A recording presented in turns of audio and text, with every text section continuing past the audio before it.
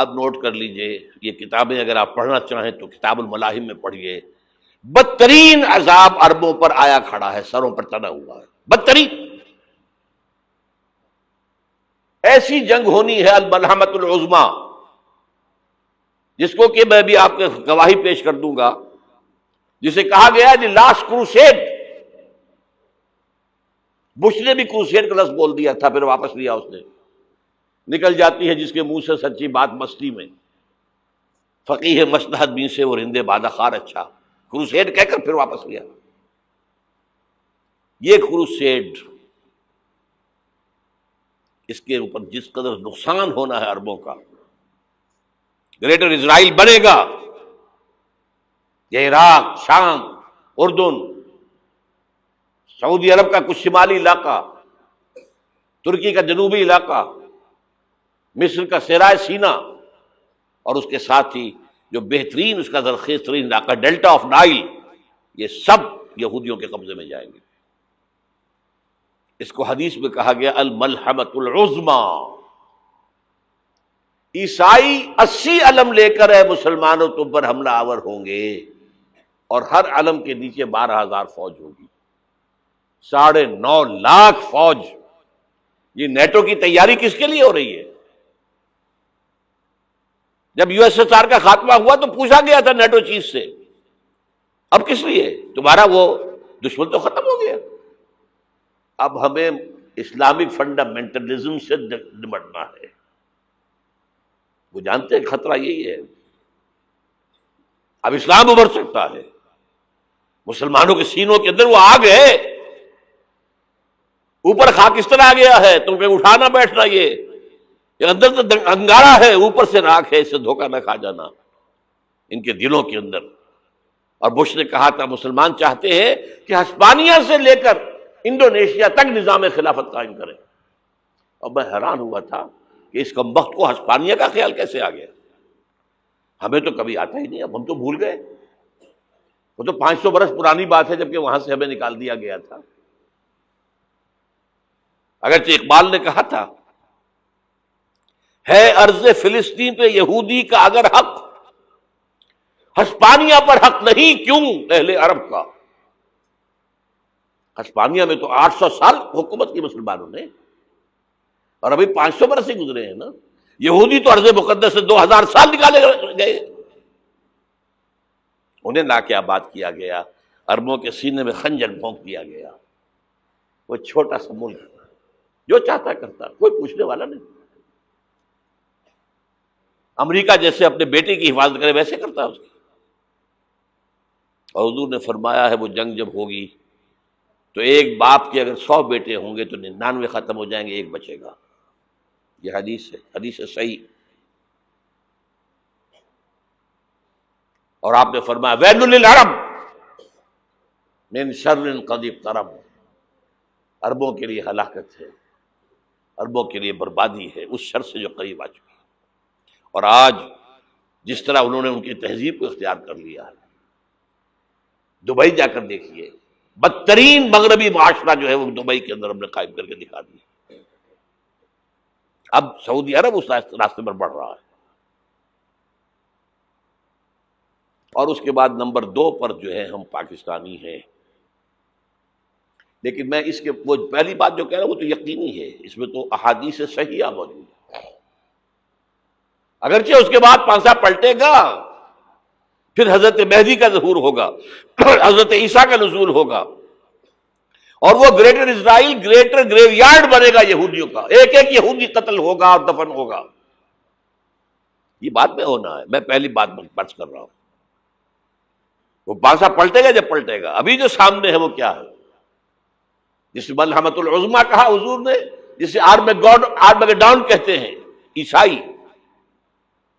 آرمگیڈون کی اگر کہیں جا کر آپ دیکھیں گے، آپ ڈکشنری میں مانی تو کیا لکھا ہے؟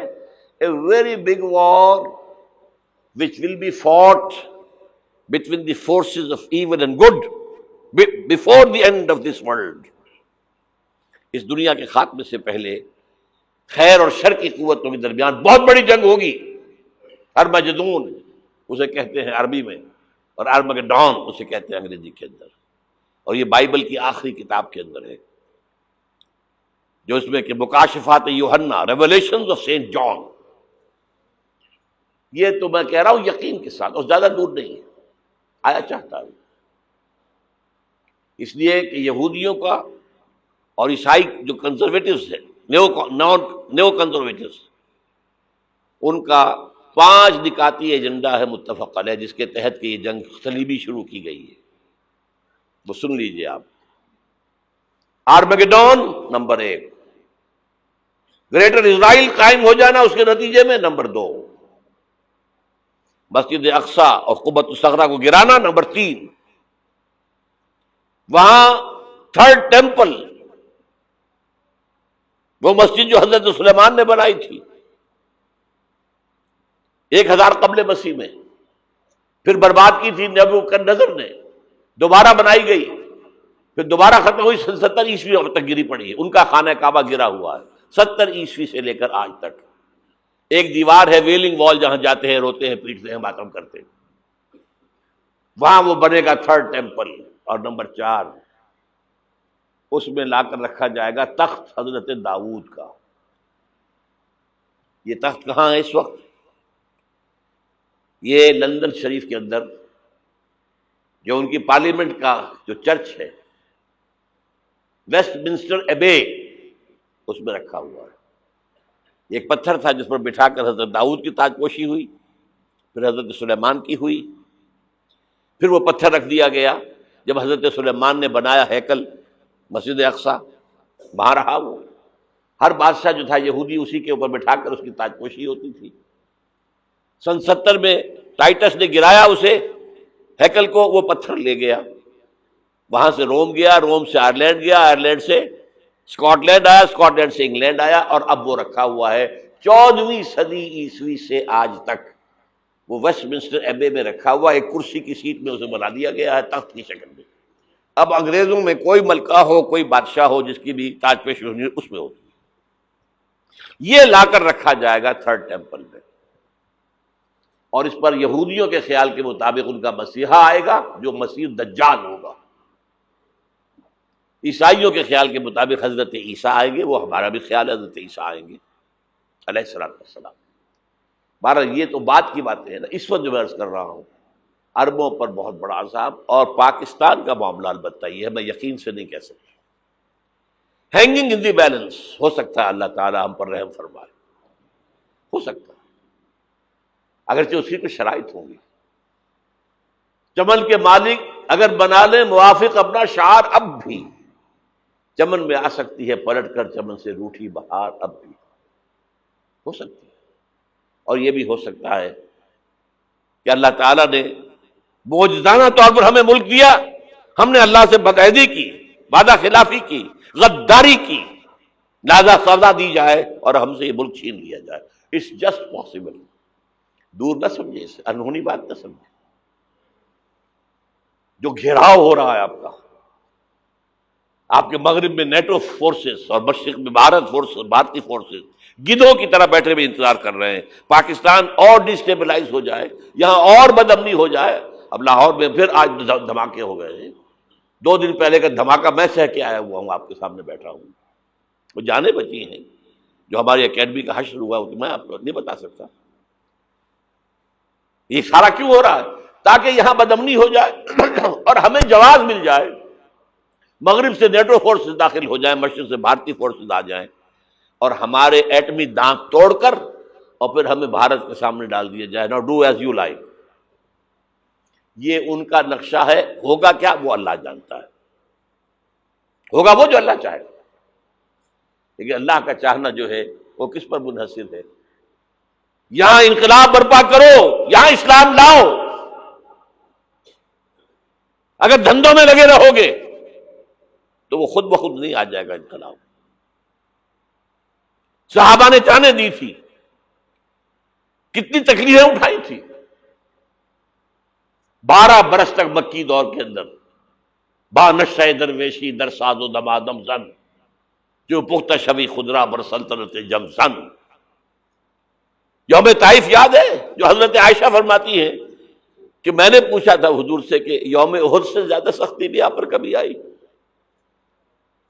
یوم احد پر کیا ہوا تھا؟ تلوار کا وار پڑا تھا آپ کے چہرہ مبارک، یہ جو رخسار کی ہڈی ہے اس کے اندر وار گیا ہے، اوپر خود کی 2 کڑیاں تھیں وہ اس میں گھس گئیں، 2 دندان مبارک شہید ہوئے۔ وہ خود کی کڑیاں ایک صحابی نے اپنے دانتوں سے پکڑ کے کھینچنے کی کوشش کی، دانت نکل گئے، وہ نہیں نکلی، کیا جتن کر کے نکالی گئی ہوگی تو خون کا فوارہ آیا، اتنا خون گیا ہے کہ آپ بے ہوش ہو گئے، گر گئے، اور مشہور یہ ہو گیا کہ آپ کا تو انتقال ہو گیا، شہادت ہو گئی۔ یہ سیرت کبھی پڑھی ہے؟ حضرت عائشہ کے ہوش کا تو یہی دور تھا نا، یوم طائف میں تو آپ کی کیا تھی، بچی تھی، انہیں کیا پتا کیا ہو رہا ہے حضور کے ساتھ۔ 3 دن تک حضور مکے کی گلیاں اور وہاں کے اوباش لوگ پتھراؤ کر رہے گئے تھے اس امید میں کہ شاید وہاں کا کوئی سردار ایمان لے آئے، تو یہاں تو ابو طالب بھی فوت ہو گئے، یہی دنیاوی سہارا تھا، خاندانی سہارا تھا ابو طالب کے ذریعے، اور گھر میں ایک دلجوئی کرنے والی رفیقہ حیات تھی، وہ بھی، ان کا بھی انتقال ہو گیا۔ آپ نے کہا یہ عام الحزن ہے، اب تو سب کو طے ہو گیا قریش کو کہ اب جیسے قتل کر دو ان کو، اسی لیے آپ گئے طائف، شاید وہاں کا کوئی بڑا سردار مانے، ایمان لے آئے مجھ پر، تو میں اپنا مرکز ادھر شفٹ کر دوں۔ تینوں سے ملے ہیں، تینوں نے وہ جواب دیے ہیں، نکل جاؤ یہاں سے، میں تمہارے ساتھ بات بھی کرنے کو تیار نہیں۔ اچھا، تمہارے سوا کوئی نہیں ملا تھا اللہ کو نبی بنا کر بھیجنے کے لیے؟ دیکھو جاؤ، میں بات نہیں کرنا چاہتا، ہو سکتا ہے میں بے عزتی کر بیٹھوں، اور واقعی تم اللہ کے نبی ہو تو میں مارا جاؤں گا، جاؤ جاؤ جاؤ۔ یہ سلوک محبت کے ساتھ ہوا ہے۔ اور پھر چھوکروں کو، اسٹریٹ ارچنز جنہیں آپ کہتے ہیں، اشارہ کیا تھا، خبر لو ان کی، پتھراؤ ہو رہا ہے، ساتھ کوئی ہے ہی نہیں، ایک آدمی صرف، زید ابن حارثہ۔ اب سامنے سے پتھر آ رہے ہیں تو حضرت زید آگے آ جاتے ہیں، ڈھال بنتے ہیں، مجھے لگے پتھر حضور کو رہے، آپ پیچھے سے آ رہے ہیں، چاروں طرف سے تو ڈھال نہیں بن سکتا ایک شخص، جسم لہو لہان، خون جا کر جوتیوں میں جم گیا ہے، جوتی اتر نہیں۔ پھر وہاں سے واپسی پر جو دعا مانگی ہے، اللہم الیک اشکو ضعف قوتی وقلت حیلتی وہوانی علی الناس، اے اللہ تیری جناب میں فریاد لے کر آیا ہوں اپنی قوت کی کمی کا، اپنے وسائل کی کمی کا، اور جو ذلت و خواری ہو رہی ہے لوگوں کے سامنے، الا ملتقننی، مجھے کس کے حوالے کر دیا ہے، الا بعیدی یتجہمنی، یہ میرے اوپر ہجوم کر کے آ جائے، حملہ کرے، اور عدو من لگتا امرے، یہ دشمن کے حوالے میرا معاملہ کیا ہے، جو چاہے کر دے وہ۔ لیکن پھر ابدیت غالب آتی ہے، ان لم یکن علی غضبک فلا ابالی، اللہ اگر تو ناراض نہیں ہے تو مجھے کوئی پرواہ نہیں،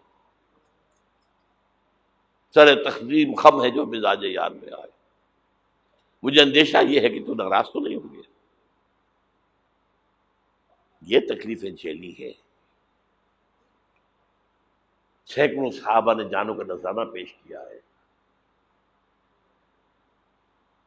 احزاب کی جنگ میں فاقوں پر فاقے ہو رہے تھے، اور ان فاقوں کی حالت میں خندق کھودنے کا حکم ملا ہے، لوگوں کی کمریں دوہری ہو رہی ہیں، پتھر باندھے ہیں اپنے پیٹوں سے، اپنے چادروں کے ساتھ کس کر، کمر دوہری نہ ہو جائے۔ اور جب صحابہ کدالیں چلا رہے ہیں تو کیا کہہ رہے ہیں؟ نحن الذین بایعوا محمدا علی الجہاد ما بقینا ابدا، اللہم لا عیش الا عیش الاخرہ۔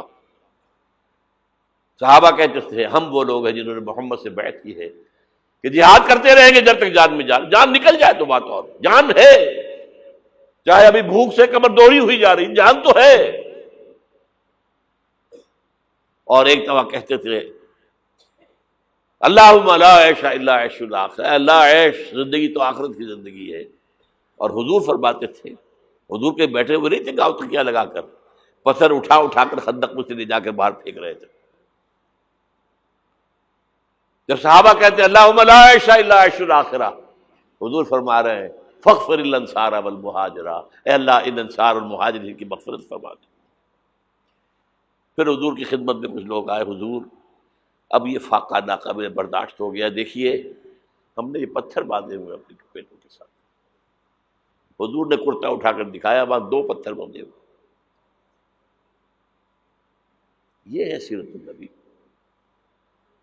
آپ کس چیز کو سیرت النبی سمجھتے ہیں؟ بہرحال اس موضوع پر میری ایک کتاب ہے منہج انقلاب نبوی، کہ انقلاب کیسے آیا تھا۔ اگر دل میں ذرا بھی آرزو پیدا ہو گئی ہو کہ اللہ قبول کر لے مجھے قبول کر لے اس کام کے لیے، تو وہ کتاب آپ کے لیے مست ہوگی، اس کا پڑھنا۔ هي الحلقات تحفظني بآيات من القرآن، هي الحلقات تملأني بحب المصطفى العدنان، هي الحلقات تحفظني